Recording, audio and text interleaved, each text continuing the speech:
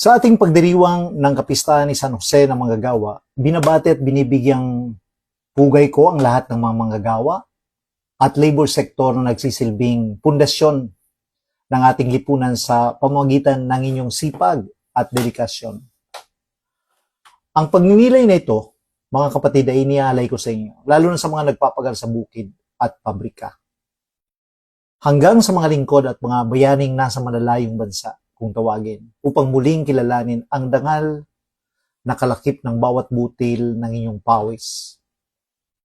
Alam niyo sa gitna ng mga hamon ng ating panahon, naway maging inspirasyon ninyo ang tahimik ngunit tapat na paglilingkod ni San Jose, na nagpapaalala sa atin na ang ating marangal na hanapbuhay ay hindi lamang paraan ng pagkita o kumita, kundi isang banal na bukasyon at landas ng pagpapakabanal na naglalapit sa atin sa piling ng Diyos.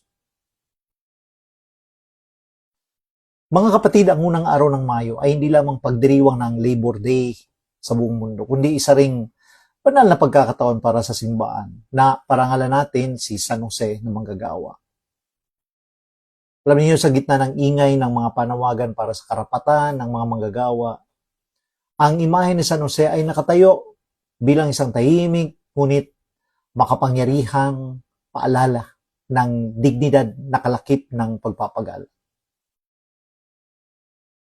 Siya ang santo patrono ng lahat ng mga naghahanap buhay na nagpapakita ng bawat butil ng pawis at bawat oras ng pagtatrabaho ay may banal na layunin sa mata ng Diyos.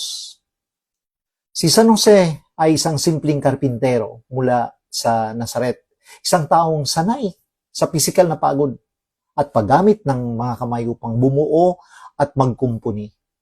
Sa kanyang pagiging manggagawa, ipinakita niya ang pagpapakabanal ay hindi lamang matatagpuan sa loob ng simbahan o sa mahabang dasal, kundi maging sa loob ng isang talyer sa gitna ng bukid o sa harap ng computer.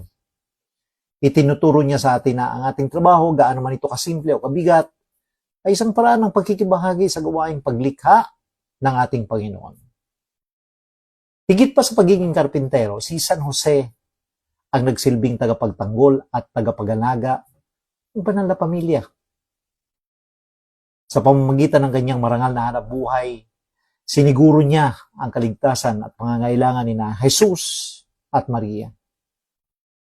Ito ay isang malagang paalala para sa mga magulang at mga breadwinner sa ating panahon na ang ating pagtatrabaho ay isang konkretong anyo ng pagmamahal. Ang bawat sakripisyo natin sa trabaho ay isang alay para sa kinabukasan ng ating mga mahal sa buhay, tulad ng ginawa ni San Jose para sa Mesiyas. Isang mahalagang aspeto ng buhay ni San Jose ay ang kanyang tahimik na katapatan. Wala tayong mababasang anumang salita niya sa Biblia o sa kasulatan, ngunit ang kanyang mga gawa ay nagsasalita ng malakas.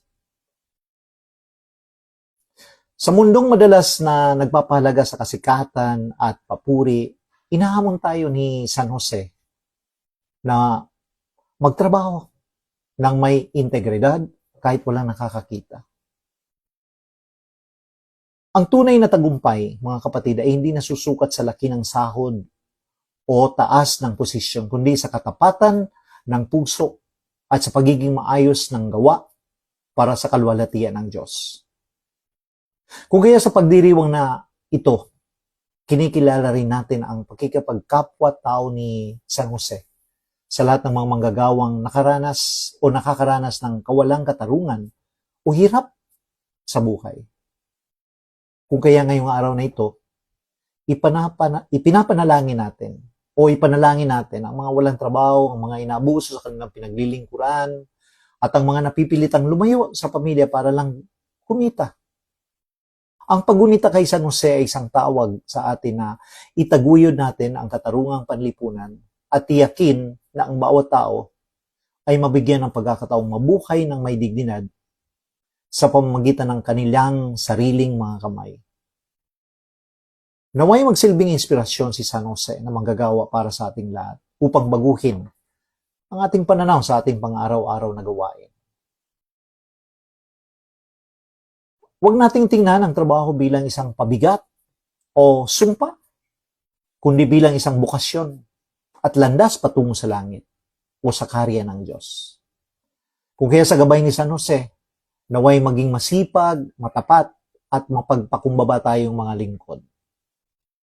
Na ginagawa natin ang lahat ng may pagmamahal para sa Panginoon at para sa ating kapwa manggagawa. Naway itong aking personal na pagbabahagi sa inyo ng aking pagninilay ay may aral na matutunan ng bawat isa sa atin. Ako po si Father Bobet Asmin, isang paring misyonero ng Society of the Divine Word na araw-araw ay nagbabahagi sa Facebook. Ang pangalan, Sali Tayo, Father Bobet.